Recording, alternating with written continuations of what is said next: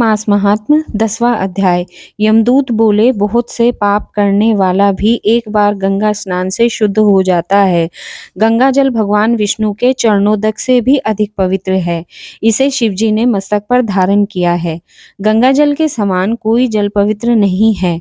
गंगा जल के नाम के उच्चारण मात्र से ही प्राणी के पाप नष्ट हो जाते हैं। गंगा तबे दर्शनात् मुक्ति, अर्थात गंगा के दर्शन मात्र से मुक्ति मिलती है, अर्थात स्नान से ब्रह्मलोक में स्थान मिलता है। हे वैश्य, वह ब्राह्मण आकाश के तारे के समान तेजस्वी होता है जो गो की सेवा करता है।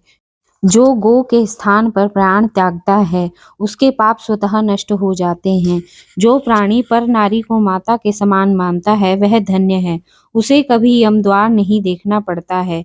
जो मन वचन क्रम से कभी पर नारी का ध्यान नहीं करते, वे समस्त सुखों का उपभोग करते हैं। पर स्त्री गमन करने वाला 21 बार नरक भोगता है।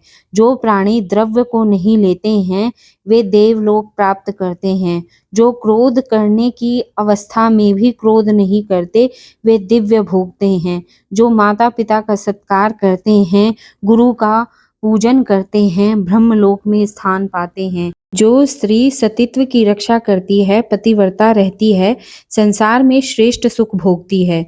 दुराचार करने वाली को नरक प्राप्त होता है। जो वेद वाक्य पढ़ते अथवा सुनते हैं, शास्त्रों का पठन पाठन करते हैं, मनुस्मृति आदि धर्म शास्त्रों का अध्ययन करते हैं, निश्चय ही स्वर्ग पाते हैं।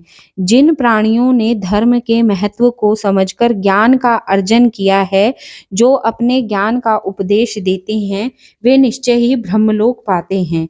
वे देवताओं के द्वारा भी पूजित होते हैं। इति श्री माघ मास महात्म 10वां अध्याय समाप्त। श्रीमन नारायण नारायण नारायण, श्रीमन नारायण नारायण नारायण।